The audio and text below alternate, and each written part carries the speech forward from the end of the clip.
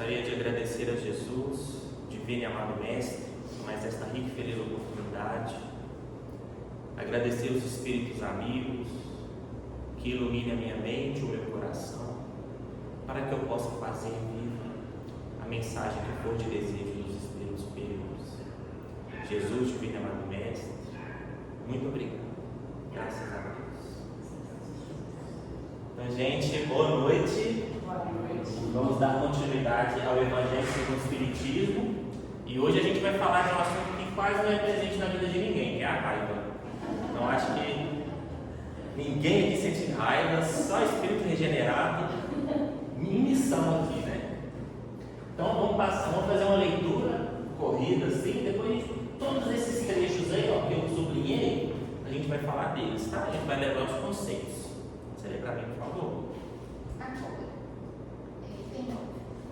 o orgulho vos induz a julgar-vos mais do que sois, a não suportardes uma comparação que vos possa rebaixar, a vos considerardes, ao contrário, tão acima dos vossos irmãos, quer em espírito, quer em posição social, quer mesmo em vantagens pessoais, que o menor paralelo vos irrita e aborrece. Que sucede então? Entregai-vos à cólera. Pesquisai a origem desses acessos de demência passageira que vos assemelham ao bruto, fazendo-vos perder o sangue frio e a razão. Pesquisai e, quase sempre, deparareis com o orgulho ferido, que é o que vos faz repelir coléricos, os mais ponderados conselhos, senão o orgulho ferido por uma contradição? Até mesmo as impaciências, que se originam de contrariedades, muitas vezes pueris, decorrem da importância que cada um liga à sua personalidade, diante da qual entende que todos se devem dobrar. Então, gente, ó, o primeiro conceito que a gente tem que entender aqui, ó, é que a raiva, ela nasce no orgulho, tá? E por nós julgarmos ser mais do que somos, que é o contrário da humildade. Quando Kardec fala que o Evangelho de Jesus, ele tem dois principais ensinamentos: amor e humildade, que é saber quem nós somos e amar, né? Porque a gente não consegue progredir se nós não soubermos quem nós somos. Então, a gente vai passar por todos esses pontos, tá? Então, a gente acredita que é maior do que nós somos. E olha só, acessos de demência passageira. Gente, a raiva é um sintoma de uma doença. A gente vai ver André Luiz explicando isso pra gente, que 90% das doenças nascem daquilo. Ele falou que exceto as doenças que vêm do físico, né? Acredito que haja fungos e bactérias que, se tiverem acesso à mente, vai causar demência. Fora esses casos, 90% nasce aqui, ó. E a pessoa, o espírito que usou a palavra demência aqui, está coberto de razão. Não por acaso, né? O espírito da verdade aqui orientando, mas é um sintoma de uma doença, a raiva. O orgulho ferido. Esse aqui do orgulho ferido é muito bom. E o cara falando que é o seguinte: uma criança te fez raiva, quem é você, né? Para achar ruim de alguém te desobedecer. Qual que é o discernimento que você tem de certo e errado para ficar irritado e achar ruim de alguém te desobedecer? É um ego muito inflado que a gente tem, né? A gente está o tempo todo desobedecendo os conceitos que Jesus e Deus têm como certo, e ele não fica com raiva da gente. Então, a gente já começa a entender esse orgulho ferido, tá? Então, vamos lá. Esse é bem grande, né? Bom, eu acho que eu vou, só para a gente dar uma acelerada, todos aqui que está sublinhando a gente vai falar, tá? A gente não vai perder os temas, senão o que eu quero tem muita coisa para ensinar hoje, tá? Então, a primeira coisa é: a cólera é contrária à caridade e à humildade cristã. Beleza? Evangelho segundo o Espiritismo, capítulo 9, item 10. Toda a moral de Jesus se resume à caridade e à humildade. Isso aqui foi Kardec, esqueci de colocar a referência.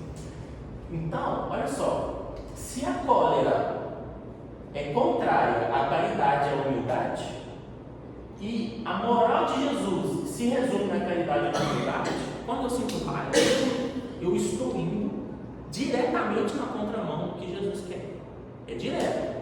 Isso aqui está dentro do Evangelho segundo o Espiritismo, e essa afirmativa aqui foi por Kardec. Eu vou procurar a fonte depois, esqueci de colocar. Então, olha lá, cólera é contrária à caridade e à humildade.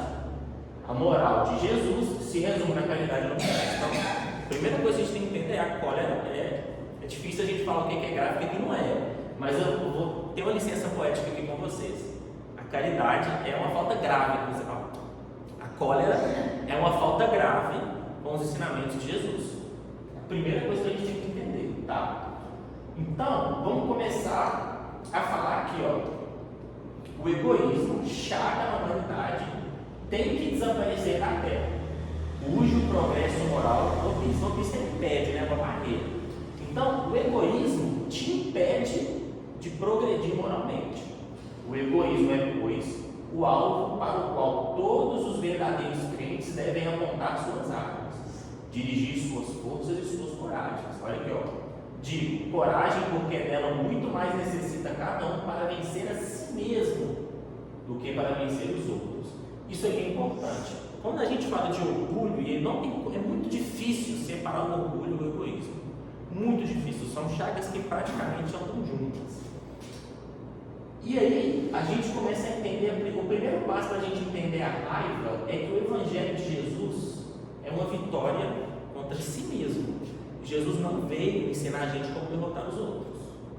Ele veio ensinar a gente como nos derrotar. Isso é o mais importante. Isso é muito importante, mas isso é muito importante nós entendermos. É uma vitória contra si mesmo. Tá bom? E a raiva atua direto nisso aí. De cada um, portanto, empregue todos os esforços a combater-os em si, certo de que este monstro devorador de todas as inteligências, este filho do orgulho, o egoísmo é filho do orgulho, é causador de todas as misérias do mundo terreno, é a negação da caridade e, por conseguinte, o maior obstáculo à felicidade dos homens. Olha só aqui. Então, assim, a gente começa a entender que a raiva, ela é um obstáculo para a felicidade.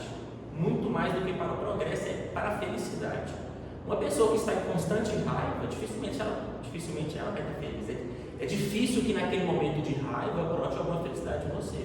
A raiva, na melhor das hipóteses, gera arrependimento. A melhor das hipóteses que você pode ter arrependimento. De nada dela, a única coisa boa é o arrependimento. A raiva, ela está diretamente ligada ao mau humor, ou o mau humor é uma consequência um do outro? Então, ela está ligada ao mau humor, tá? Está ligada ao mau humor, mas nunca é nos tirada a responsabilidade. Quando nós dormimos mal, nós estamos predispostos a ficar mais irritados. Até a alimentação, tá? Se nós estamos, a galera pode até falar, né? Mas até a alimentação pode atrapalhar na cólera. No entanto, é o que Kardec diz, né? Ninguém é fatalmente induzido ao mal. Tudo bem, a pessoa ficou com raiva, ela estava mais predisposta à raiva por causa de uma noite mal dormida, por causa de um problema com a família, beleza? Cabe a nós, né? Quando a gente fala que a gente não pode ter indiferença moral, é justamente entender isso da pessoa. Pô, ela está num dia difícil, isso é caridade. Mas do ponto de vista individual da pessoa, ela está coberta de erro, porque ninguém é fatalmente induzido ao mal. Então, se ela despertou a cólera, era uma falta de controle dela, faltou obediência. A gente vai falar sobre isso também, sobre a obediência. Mas assim, cabe a nós, como cristãos espíritas, entender a vida de cada um, de nós não sermos indiferentes. Mas quando a gente olha para o nosso íntimo, qualquer cólera é errado. Inclusive, tem gente que acha que quando uma pessoa faz alguma coisa contra a gente fica com raiva, tá ok. Não, nem nesses momentos. Jesus, quando ele foi crucificado, ele falou: Deus, perdoa, ele não sabe o que faz. Jesus estava errado? Ele estava certo, né? Não tem como ele estar errado. E naquele momento derradeiro dele, ele desejou tentar a todos. Um dia a gente não vai chegar lá. Né? Talvez não amanhã, talvez não mês que vem, mas um dia a gente chega. Ficou claro, Jama? Sim. Ótimo. A Jama perguntou sobre essas coisas que vão além do íntimo, né? Ela falou especificamente de um dia ruim ou uma noite mal dormida, para ficar claro do pessoal do mau humor. Mas o mau humor, você não se importa, tem mau humor se importa. O mau humor é um bom princípio para a cólera, né? Talvez seja um pouco adormecida, mas de qualquer forma a gente não pode deixar com que isso afete as pessoas em volta, porque isso é fazer o mal. Quando a gente até aprendeu na aula passada que as definições de caridade e de mal são idênticas, só que no final uma é para os outros e o outro é para si. Então é fazer o bem, amar todos, e o outro é fazer o bem, não sei o que, assim mesmo. Então a gente tem que lembrar disso. A gente não pode deixar isso extrapolar. Então, olha só, quando a gente fala de felicidade, e todo mundo busca felicidade, né? Inclusive boa parte das doutrinas hoje cativam muitas pessoas por prometer isso. E o Espiritismo ele tem uma abordagem diferente. Quando Jesus fala que o reino dele não é deste mundo, ele deixa muito claro, olha, a felicidade genuína não é daqui. E Emmanuel reforça para a gente. E a gente vê no Velho Testamento também uma frase assim, a felicidade não é deste mundo. Porque a felicidade verdadeira está em fazer, estar em sintonia com Deus. Tudo que nós fazemos em sintonia com Deus gera felicidade verdadeira. As outras são felicidades que Estevão, usando o livro Paulo Estevão, com uma felicidade louca, né? Que nos gera felicidade porque nós somos espíritos imperfeitos ainda, né? Mas eu acho que no progresso, pensa em um espírito super evoluído. Eu sou muito feliz porque quando eu fui encarnado em viagem para a praia e eu curti demais, uma semana. Você acha que daqui 200 anos, quando a gente for um espírito regenerado, mas faz parte da nossa vida, né, gente? Mas você acha que é isso que vai te gerar orgulho quando você for um espírito superior? Será que é dali que você vai ter a felicidade genuína? Você acha que quando Jesus encarnou na Terra, a felicidade dele seria o quê? Foi deixar a mensagem dele, né? Nos elevar moralmente. E a gente vai entendendo o que é a felicidade. Vamos ler as observações preliminares da Livro dos Espíritos, número 100. Os espíritos admitem geralmente 3 categorias principais ou 3 grandes divisões. Na última, aquela que se encontra na base da escala, estão os espíritos imperfeitos, caracterizados pela predominância da matéria sobre o espírito e pela propensão ao mal. Então, olha só, espíritos imperfeitos, caracterizados pela predominância da matéria. Se nós somos predominantemente materiais, obviamente, boa parte das nossas satisfações virão da matéria. Quer dizer que eu tenho que me privar disso? Não, a matéria também é muito importante na nossa vida. Mas, obviamente, não nos esquecermos de que o espírito deve predominar sobre a matéria em algum momento da nossa vida. Tá? Pelo menos nas quartas-feiras aqui, nas segundas-feiras às 8 horas, a gente tem que começar a fazer essa transição. Se o egoísmo é o causador de todas as misérias e o maior obstáculo à felicidade dos homens, nós, espíritos de terceira ordem, caracterizados pela propensão ao mal, somos capazes de ser felizes? De forma completa, não. De forma parcial, sim. Quem que está falando isso? Vamos lá, Espírito, Evangelho segundo o Espiritismo. A referência aqui, capítulo 5, item 20. Vê se você consegue ler para a gente tudo aí, por favor.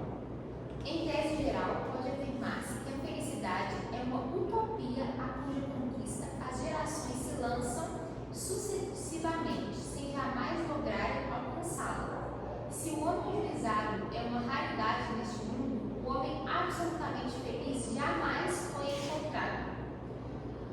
O em que consiste a felicidade na Terra é coisa tão efêmera para aqueles que não têm a guiá-lo à ponderação que, por um ano, um mês, uma semana de satisfação completa, todo o resto da existência é uma série de amarguras e decepções.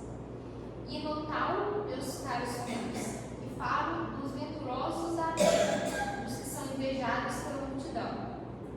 Então, olha só, para quem não tem um guia de ponderação, a felicidade da Terra, ele desfruta de coisas efêmeras.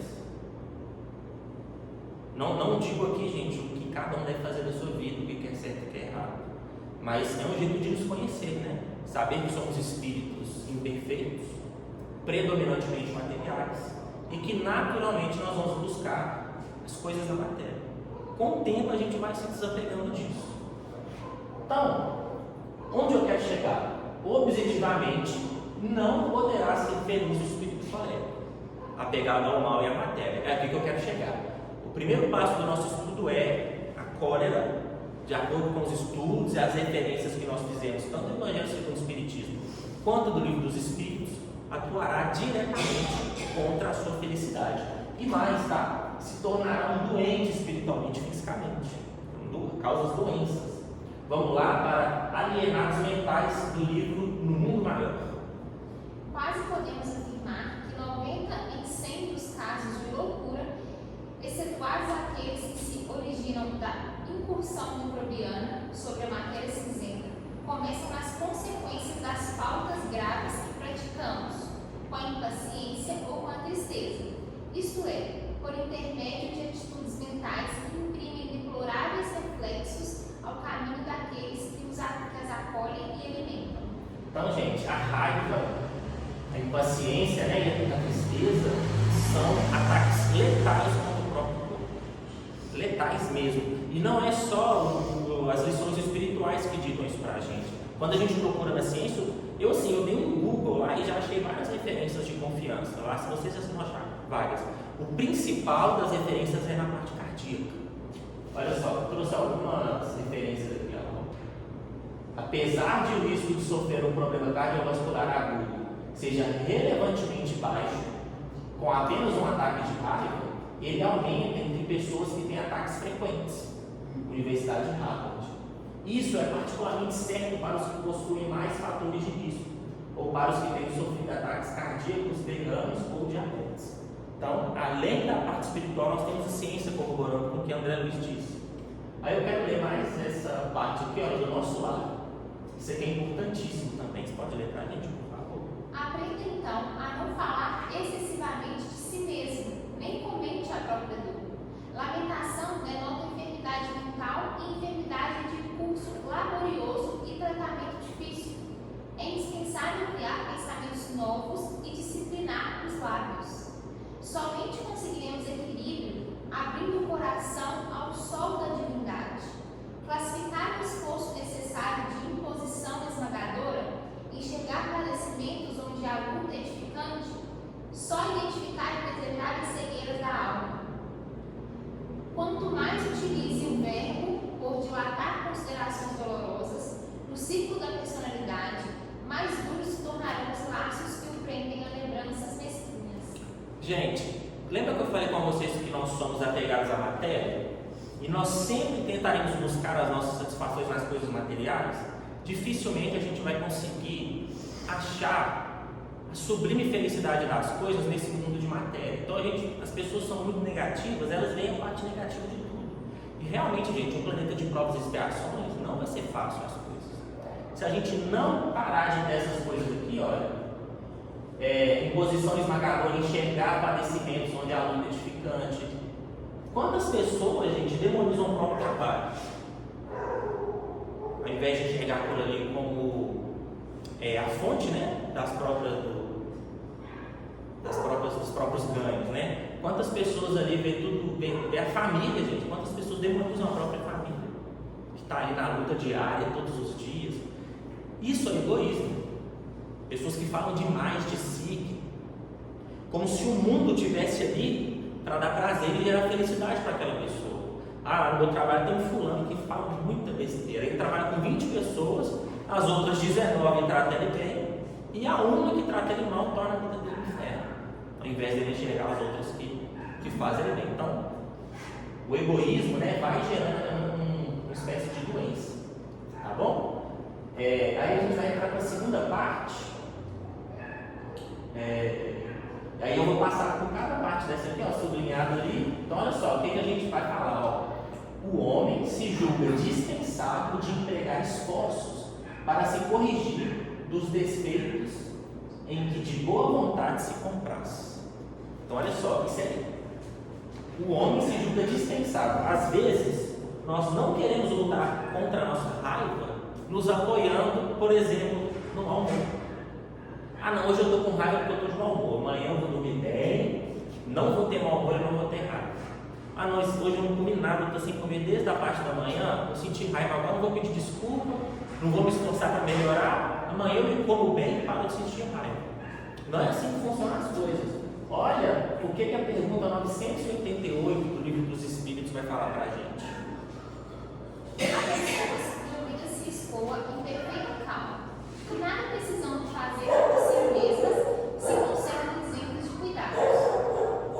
Provará essa existência ditosa que elas nada têm que expiar da existência interior? Conheces muitas dessas pessoas? Engana-se se pensas que as há em grande número. Não raro, a calma é apenas aparente. Beleza, vamos por partes que essa pergunta é grande. Olha, ele está perguntando assim, olha, existem pessoas que têm uma vida muito boa, e todo mundo conhece uma pessoa assim. Às vezes a pessoa nasceu com boas condições financeiras, ou às vezes a pessoa nasce com características aparentemente morais tão sublimes que ela é feliz com o que ela tem. E aí ele fala assim, olha, essas pessoas que não precisam fazer nada, já estão tranquilas. E ele vai falar assim, olha, a calma é apenas aparente. Não se engane pelas aparências. Por mais que a pessoa nasça em boas condições financeiras, por mais que a pessoa já nasça com aparentes características morais sublimes, vai ter que ter luta. Ela vai ter que lutar. Pode continuar, por favor. Talvez elas tenham escolhido tal existência, mas, quando a deixam, percebem que não lhes serviu para progredirem. Então, como preguiçoso, lamentam o tempo perdido. Sabei que o espírito não pode adquirir conhecimentos e elevar-se senão exercendo a sua atividade. Se adormece na indolência, não se adianta. Assemelha-se a um que, segundo os vossos usos, precisa trabalhar e que vai passear ou deitar-se com a intenção de nada fazer. Sabei também que cada um terá que dar contas da inutilidade voluntária da sua existência. Inutilidade sempre fatal à felicidade futura. Para cada um, o total dessa felicidade futura corresponde à soma do bem que tenha feito, estando o da infelicidade na proporção do mal que haja praticado e daqueles a quem haja desgraçado. Ótimo. Gente, olha isso aqui, ó. Cada um terá que dar conta da inutilidade voluntária da sua existência. Então, gente, toda vez que a gente fala da cólera, apesar desse conselho servir para tudo, toda vez que nós nos depararmos com a cólera, a melhor coisa que pode sair é arrependimento. Já que você soltou a cólera, arrependa-se e vá reparar. E a gente vai entender a importância desse reparo. Porque senão, fala aqui, ó, terá que dar contas da inutilidade voluntária da existência. A gente sabe, no nosso meio, a gente vê a cólera como algo muito normal, né?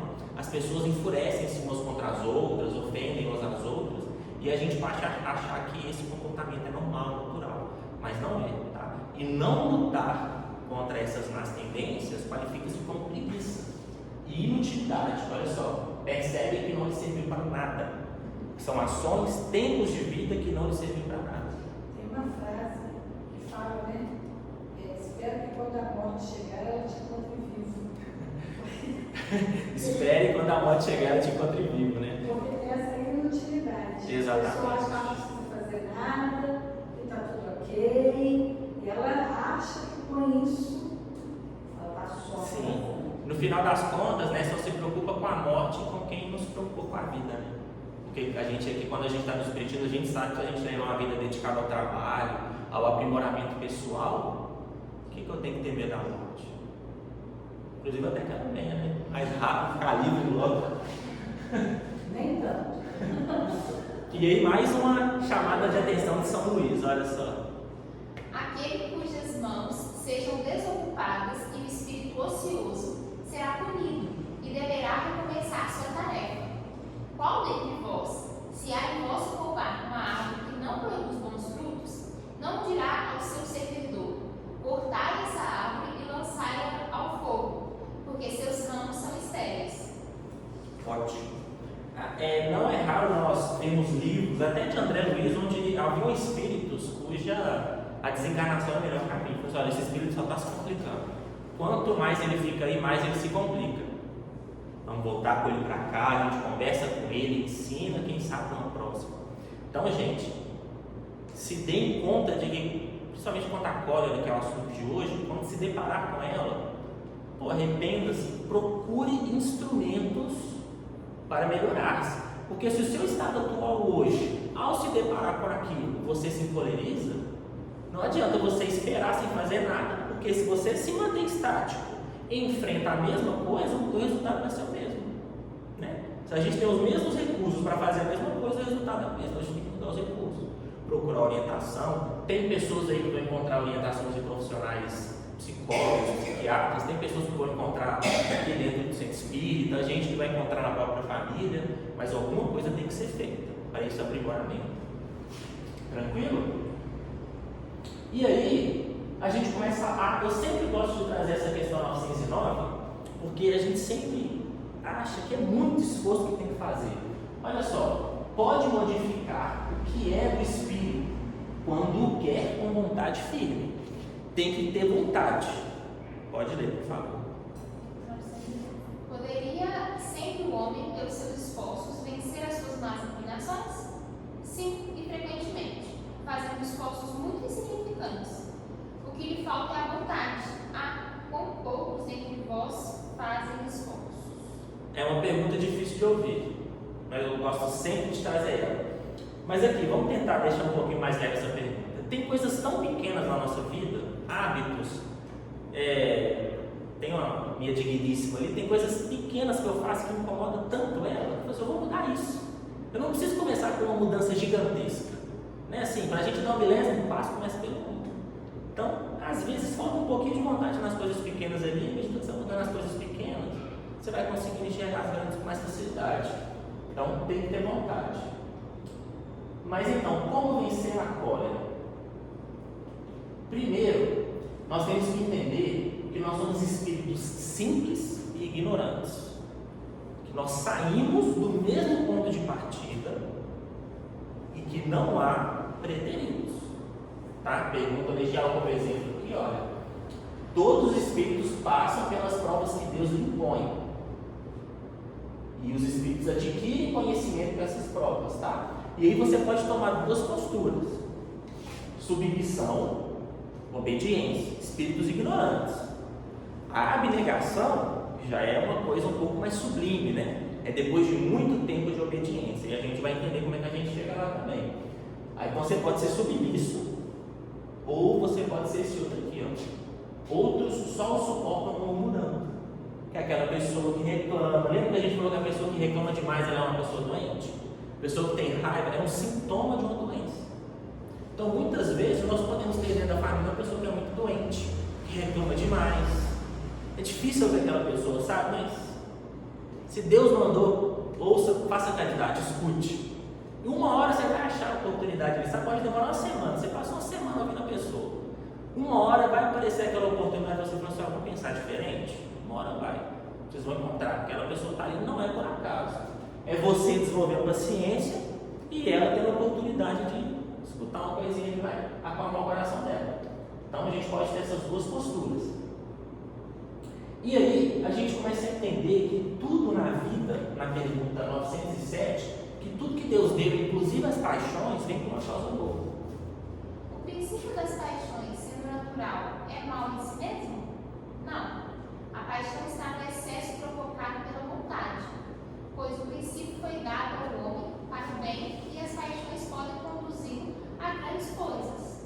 O abuso a que ele se entrega é que causa o mal.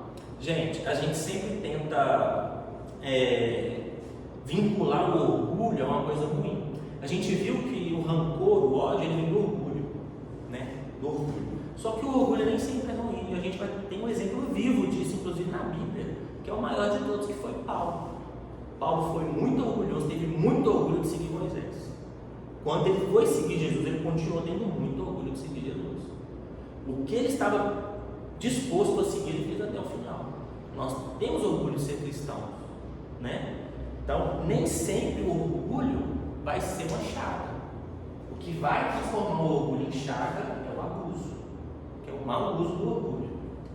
Tá bom? Então, mas qual que é o limite? Aí a gente entende o limite. Olha, se todas as paixões são boas, qual é o limite pré-estabelecido para que uma paixão não se torne um vício?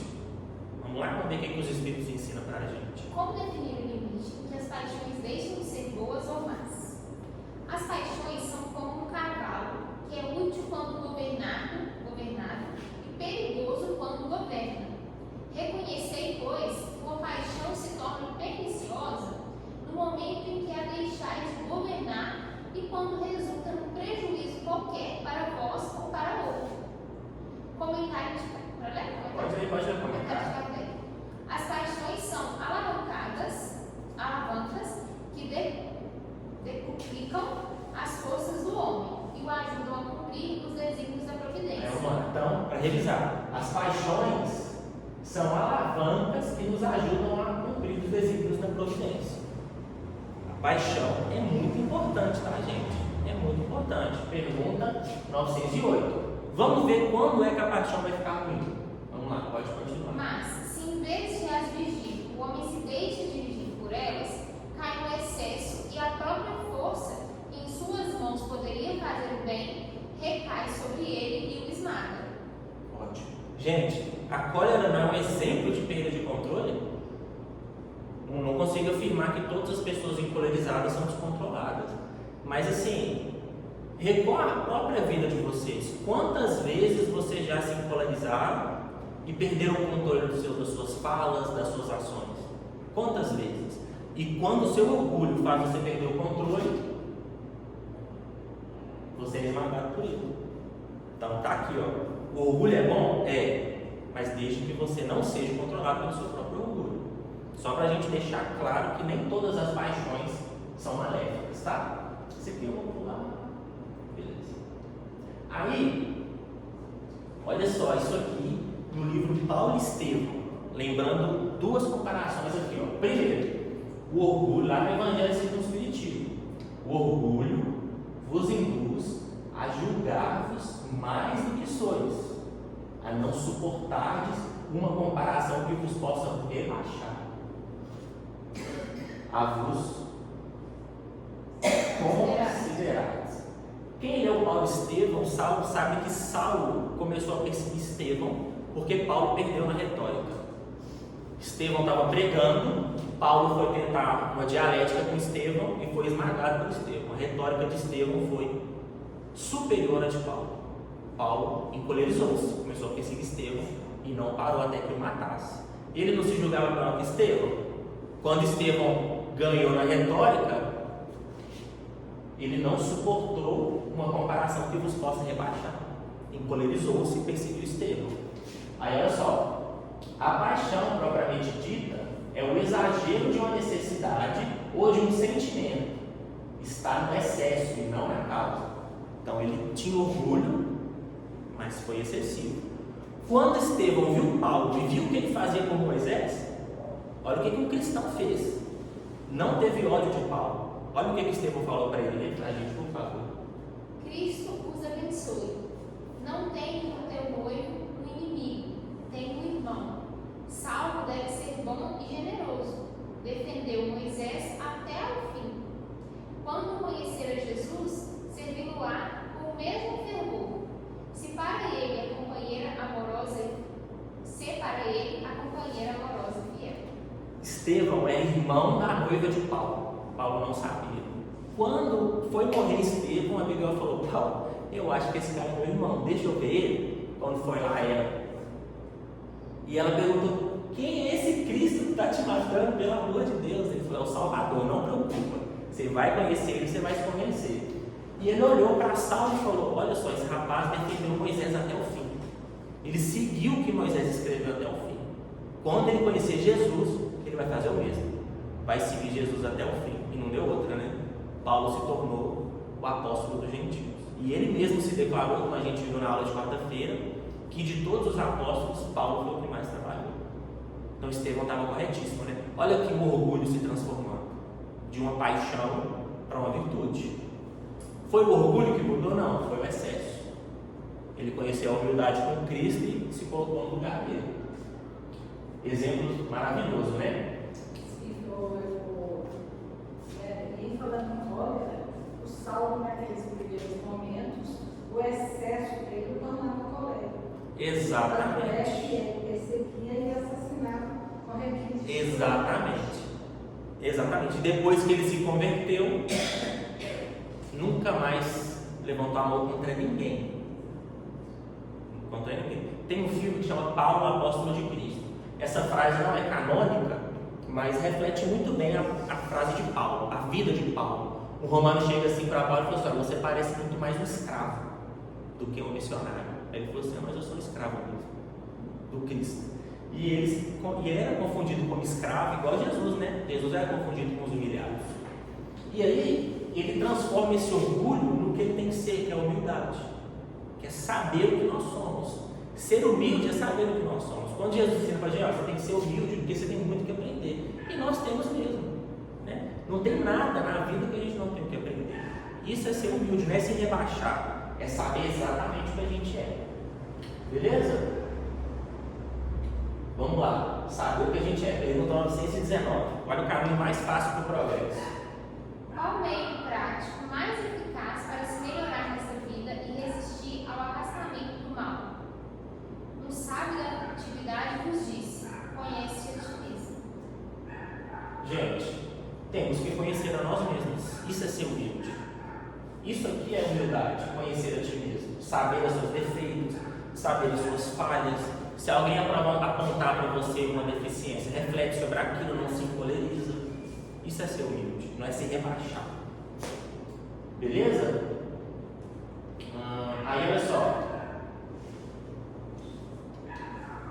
Lucas 9, 23 e 25. Olha a lição que Jesus vai dar. Isso aqui a gente já começa a entender dentro da Bíblia, que a missão do Cristo era vencer nós mesmos. Pode começar. Em seguida, dizia a todos: se alguém quer vir após mim, negue-se a si mesmo. Tome cada dia a sua cruz e siga-me. Pois quem quiser salvar a sua vida, perdê-la-á. Mas quem perder a sua vida por amor de mim, esse a salvará. Gente, pode ler. Pois que aproveita ao homem ganhar o mundo inteiro e perder-se ou prejudicar-se a si mesmo. Gente, olha só. Eu vou falar por mim, aí vocês se reflitam aí por vocês. Na atual conjuntura do que eu sou hoje, é impossível que eu seja um Cristo amanhã. Assim, eu me conheço. Eu não vou ter a capacidade de amar todo mundo amanhã. Porque quando a gente quer seguir o Cristo, a gente tem que negar a si mesmo. Eu consigo seguir o Cristo sem negar o que eu sou hoje? Eu consigo seguir o Cristo e falar assim: olha, eu tenho esse problema, eu tenho tal problema, eu não consigo. Paulo deu uma frase muito marcante, eu sempre gosto dessa frase, que é o seguinte: Paulo falou assim: olha, me glorificarei das minhas fraquezas, para que o Cristo habite em mim. E eu reconheço as minhas fraquezas, nego-as e sigo Cristo, ou pelo menos tento. Tá bom? Então, a cólera está diretamente vinculada a você não reconhecer suas fraquezas. Uma pessoa aponta uma fraqueza sua, ou uma pessoa faz alguma coisa ali que mexe com o seu orgulho, e você perde o controle. Tranquilo, gente? Então, a proposta do Espiritismo é a vitória sobre si mesmo, já falamos sobre. E aqui, lá, eu coloquei essa frase lá, a referência está aqui, ó. Evangelho segundo o Espiritismo, capítulo 5, tá? 15. Toda a moral de Jesus se resume na caridade e na humildade, isto é, nas duas virtudes contrárias ao egoísmo e ao orgulho. Então está aí a referência.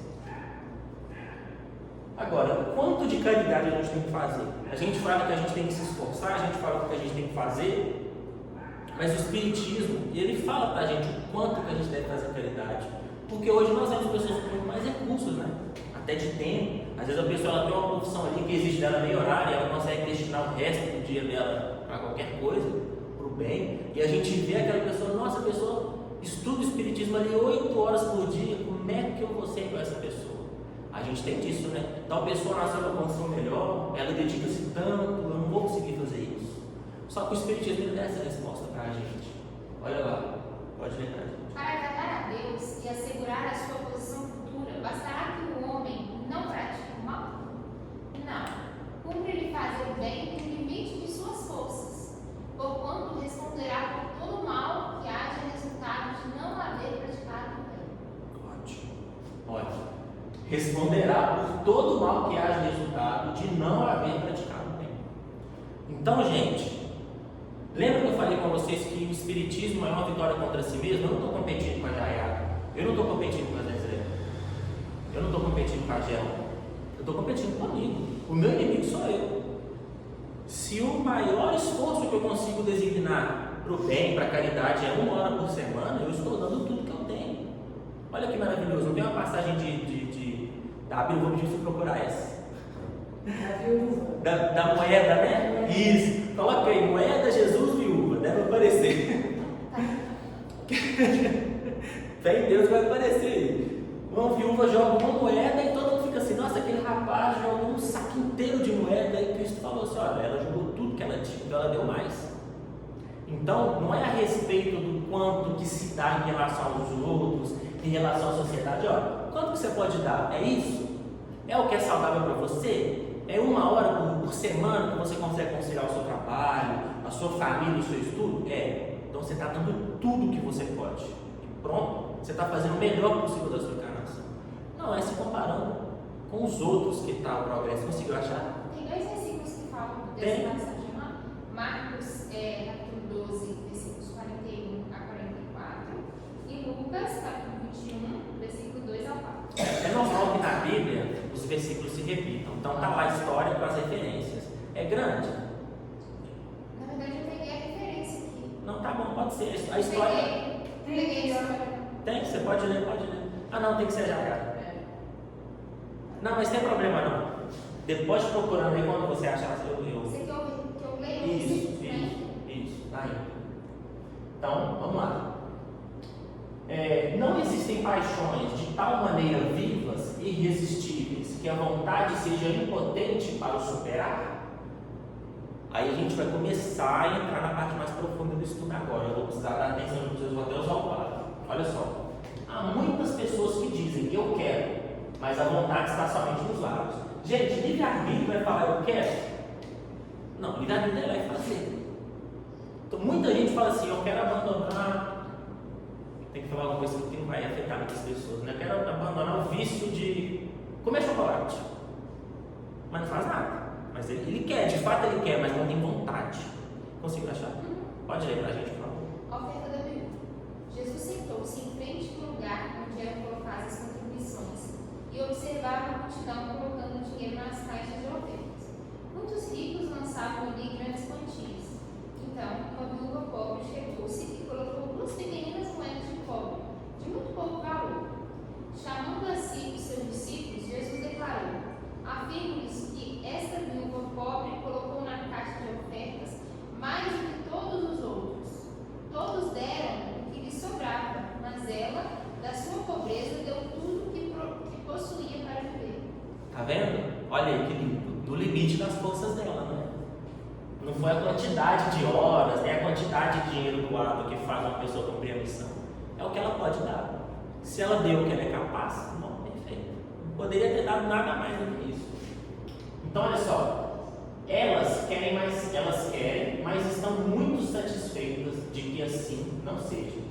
Quando o homem julga que não pode superar suas paixões, é que o seu espírito nela se compraz. Meu trabalho é muito ruim, minha vida é muito ruim, minha família é muito difícil. A pessoa fica se convencendo o tempo todo de que não vai conseguir vencer. Como consequência de sua própria enfermidade, aquele que provoca, reprima-las, compreende a sua natureza espiritual. Vencê-las é para ele o triunfo do espírito sobre a matéria. Gente, sempre que a gente fala, mas é sempre fala, né, nas aulas dele, até a própria profissão a gente tem que ensinar. Assim, eu estou numa profissão nova, eu teoricamente mudei de profissão nos últimos 3 anos. E agora eu lido com muitas pessoas. Muitas pessoas. Clientes, companhias de trabalho, funcionários, fornecedores. É um desafio de paciência, gente, enorme, que eu nunca tinha tido. Então, dentro da profissão, a gente consegue encontrar a nossa libertação em muitos aspectos. Engana-se aquele que a palavra de Deus está só na Bíblia, ou só no Espiritismo. A palavra de Deus está no mundo todo. Deus comunica-se com as pessoas no mundo todo, o tempo todo. Entre Moisés e Jesus, Deus parou de falar com a gente? Nunca. Entre Jesus e Kardec, Deus parou de falar com a gente? Não. Kardec morreu, a terceira revelação foi a última feita. Deus parou de falar com a gente? Não. Então Então a revelação de Deus está em todos os lugares, tá? Inclusive no nosso trabalho, na nossa vida pessoal. E aí, eu quero ensinar para vocês o porquê que não basta o livre-arbítrio da boca, tá? Você pode ler para a gente, por favor, Jair? Havia ali um homem chamado Zaqueu, o qual era chefe de publicanos e era rico. Este procurava ver quem era Jesus, e não podia por causa da multidão, porque era de pequena estatura. Então, olha só, o que estava atrapalhando Zaqueu a ver Jesus? A multidão. Gente, o Weber é formado, o meu espírito é formado por uma experiência chamada Weber. Tem uma multidão de experiências para trás que influencia quem eu sou. E como nós estamos em um planeta de provas e expiações, via de regra, as nossas multidões vamos arrastar para a matéria e para o mal. Não é característica do espírito imperfeito? Enquanto nós estivermos subjugados pelaquela multidão ali, o nosso livre-arbítrio vai ser o que ela quer. Então, às vezes, eu quero me livrar do álcool, do cigarro, mas a minha multidão quer o álcool, o cigarro, e quando eu bebo, eu gosto. Eu vou, isso é livre-arbítrio de querer? Não. O seu livre-arbítrio está te conduzindo. O vício é uma prisão. E aqui, quando a gente olha aqui, olha, o subconsciente é igual a Arca de Noé, né? Tem os animais, e aqui fica as aves. E aqui ficam as pessoas, que é o nosso eu atual, vou colocar aqui Weber. O Weber hoje quer ser cristão. Olha só que vida, que encarnação maravilhosa. É a melhor encarnação do Weber, de ser cristão. Mas há 2 anos aqui, ó, essa encarnação do Weber estava gritando lá, Barrabás, feliz, alegre, Barrabás, Barrabás, mata Jesus, solta Barrabás. Olha lá. E aí foi comemorou, né? E eu estava feliz, e Jesus não morreu, eu achei que foi bom. Aí eu estou aqui sendo cristão, mas o Barrabás está lá, ó, o que é isso, cara? Esse cara não é nada não, ele fica gritando, um contra o outro. E a gente tem várias encarnações que nos induzem a isso. Várias. E essa é a multidão. A princípio, e essa multidão, gente, é formada pelo hábito. Está me pegando aqui na câmera? Tá? E essa multidão aqui é formada pelos hábitos. Então, eu fui desenvolvendo hábitos. Uma hora, isso aqui, ó, o Weber cristão vai virar hábito. E eu vou voltar aqui, o Weber cristão. Aí na próxima encarnação, eu vou conseguir Weber como uma personalidade, né? A gente sabe que na nossa encarnação de forma um só ser, mas só com uma licença poética aqui, eu vou conseguir influenciar esse cara. Só que a partir daqui, olha, se Deus quiser, tudo vai ser bom, sabe? E aí a gente vai conseguir anular. Isso é a multidão. O que ele teve? E o que fez ele sair da multidão? Por que ele quis sair da multidão? Ele tinha vontade de ver quem? Jesus. Só ele, gente. Só ele vai tirar a gente da nossa multidão. Então ficou claro essa questão do livre-arbítrio, que não é só a vontade do que a gente quer fazer hoje, mas a vontade de tudo que a gente cultivou na nossa vida, nas nossas existências. Então olha só. Aí, mais um exemplo que Jesus dá aqui, não é só o querer. Lê pra gente, por favor. Essa vai doer, mas pode ler, vai. Eu, porém, vos digo que todo aquele que olhar para uma mulher para cobiçar, já em seu coração cometeu adultério com ela. Se o teu olho direito te faz cobiçar, arranca-o e lança-o de ti, pois te é melhor que se perca um dos teus membros do que seja todo o teu corpo lançado no inferno. E se a tua mão direita te faz tropeçar, corta e lança de ti, pois te é melhor que se perca um dos teus membros do que vai todo o teu corpo para o inferno. Perfeito. Gente, essa aqui é uma lição de obediência e de livre-arbítrio. Na questão literal das coisas, né? Cada um tem uma opinião sobre se olhar para uma mulher adultério ou não. Mas, como a gente fala na Bíblia, já ensinado por Nori, que mulher é o que na Bíblia? Sentimento. Se o meu sentimento já tende a fazer aquilo, eu já sou aquilo.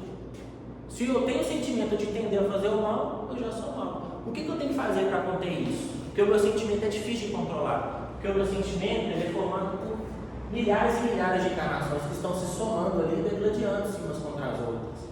Então o que eu tenho que fazer? Obediência. Mas quem está no comando é a consciência, não é? Quem está no comando é a razão.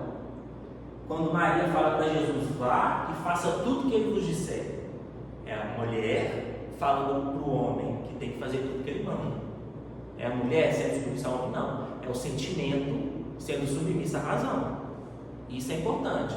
Então, se um olho te faz pecar, o que eu tenho que fazer com o olho? Arrancar. Se uma mão me faz pecar, o que eu tenho que fazer? Cortar. É obediência. É negar o próprio sentimento.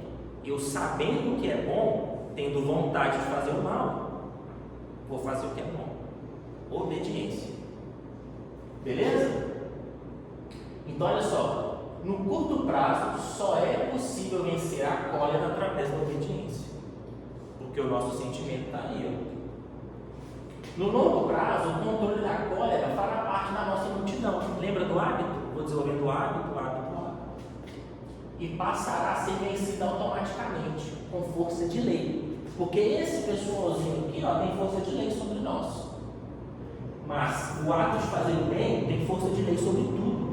Então, uma encarnação minha que eu desenvolvo o hábito de fazer o bem, como é que Deus de Jesus fala que no reino do Pai dele há luz o suficiente para abolir todas as trevas. Então, o que a gente cultua de fazer o bem tem muito mais poder sobre os nossos vidas. Então, uma encarnaçãozinha aqui que eu aprendo a ser obediente vai ter muito mais efeito do que várias encarnações onde eu tive o hábito de fazer o mal. E aqui, olha, está explicado, isso que eu falei para vocês, não tirei da minha cabeça, tá? Está lá no livro No Mundo Maior, dito pelo Espírito, é escrito, ditado por André Luiz, né? Mas naquele momento quem disse foi o Espírito Calderaro. Você pode ler para a gente, por favor? Tomemos-lo como se fora um castelo de 3 andares. No primeiro, situamos a residência de nossos impulsos automáticos, simbolizando o sumário vivo dos serviços realizados. No segundo, localizamos o domicílio das conquistas atuais, onde se erguem e se consolidam as qualidades nobres que estamos edificando. No terceiro, temos a casa das noções superiores, indicando as eminências que nos cumpre atingir. Então, olha só, o primeiro andar é o inconsciente, ó, é a parte mais funda aqui da árvore. Impulsos automáticos. Então, eu vou aprendendo a controlar a raiva, vou aprendendo a controlar a raiva, uma hora isso fica automático. Uma hora você vai sentir raiva, não estou falando que você vai parar de sentir raiva, mas você vai sentir raiva e já falou, tem que conter isso. Antes de você tomar qualquer decisão de forma automática, eu falo, tem que conter esse sentimento. Beleza? E agora vamos na tática. Lembra que eu falei com vocês que Deus fala para a gente de todas as formas? Vou mostrar para vocês, gente, um filme de comédia. E vocês vão me falar se isso é antidoutrinário ou não. Vocês veem como é que Deus fala com a gente o tempo todo. É um filme de comédia, viu, gente? É 50 minutos, 50 segundos apenas. As pessoas querem mudar o mundo e não sabem como começar. Pausa aí nos comentários. Onde que aumenta o som? Lá embaixo, ó.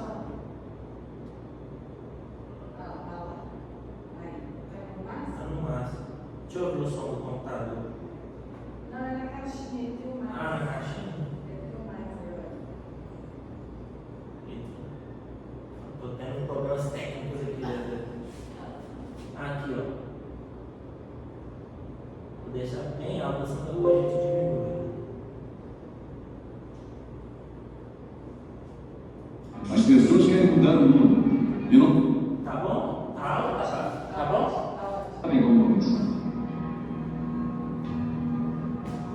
Quer saber como mudar o mundo? Uma atitude real de carinho e amor de cada vez. Como é que eu lido com isso? Parece uma oportunidade. Deixa eu fazer uma pergunta. Se alguém rezar pedindo paciência, acha que Deus dará paciência? Ou Deus dará a oportunidade de ser paciente? Se pedimos coragem, Deus dá coragem, nos dá a oportunidade de sermos corajosos.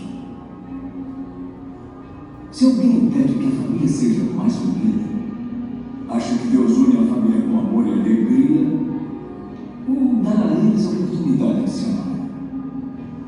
sabe o que faz? Tem alguma coisa de antidoutrinário aqui, gente? Podem ser sinceros. E eu vou mostrar para vocês, em cada parte da obra de Kardec, onde prova que isso é doutrinário.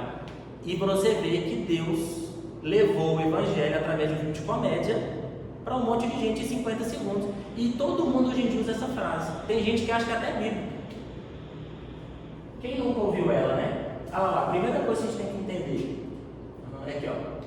Deus, Criador, é a alma do universo, de todos os mundos que gravitam no infinito e os espíritos encarregados em cada mundo da execução das suas leis são agentes da sua vontade. Então Deus age através de intermediários. Por quê? Não entendemos ainda, né? Mas Deus age através de seus intermediários. Revista Espírita de 1882. Então, ó, pelo menos eu sei que se eu pedir paciência para Deus, Ele não vai vir me dar paciência. Ainda não corrobora com a parte de que aquele ator, o Morgan Freeman, fala assim: olha, Deus vai te mandar alguém para te ensinar paciência. Vamos ver onde está escrito isso? Evangelho segundo o Espiritismo, capítulo 9, item 7. Perdoamos. Item 7, capítulo 9. Não é I7. Parece 17, mas é item 7 mesmo.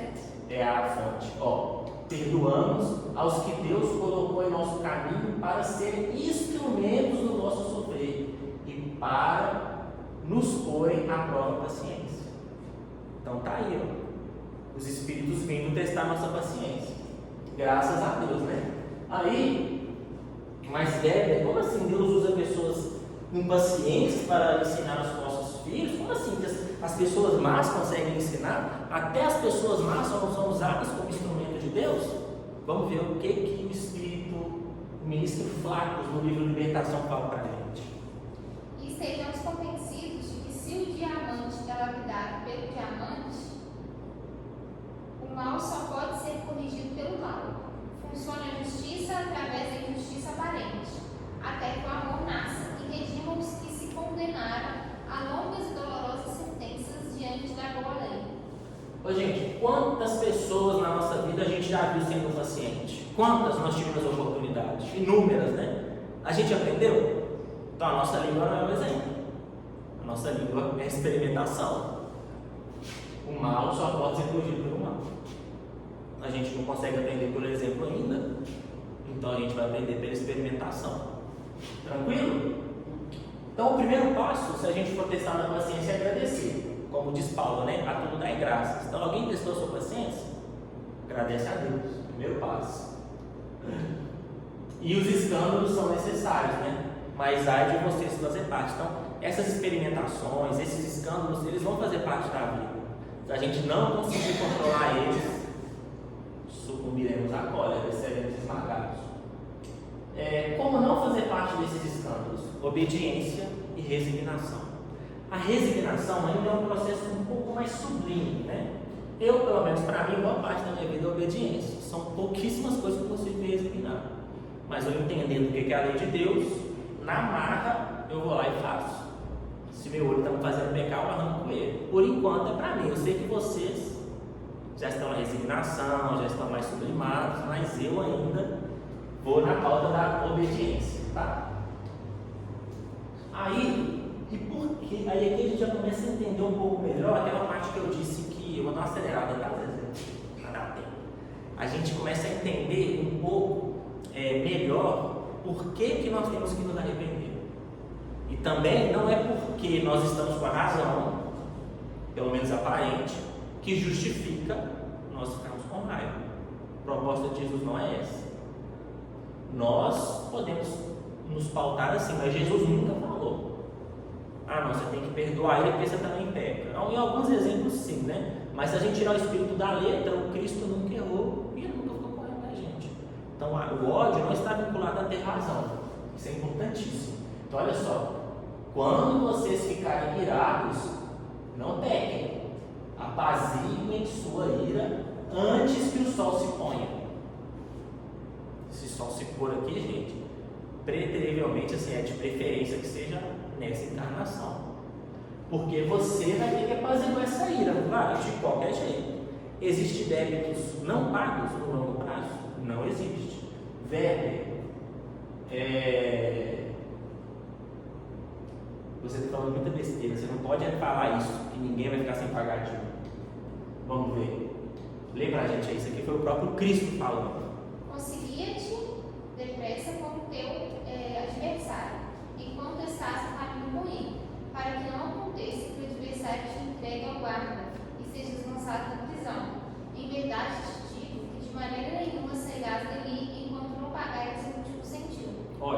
Jesus está diferenciando aqui quem está certo e quem está errado? Não. Concilia-te em qualquer hipótese. Ele não está falando aqui. Aqui também, olha, Paulo está falando quem está certo e quem está errado? Não.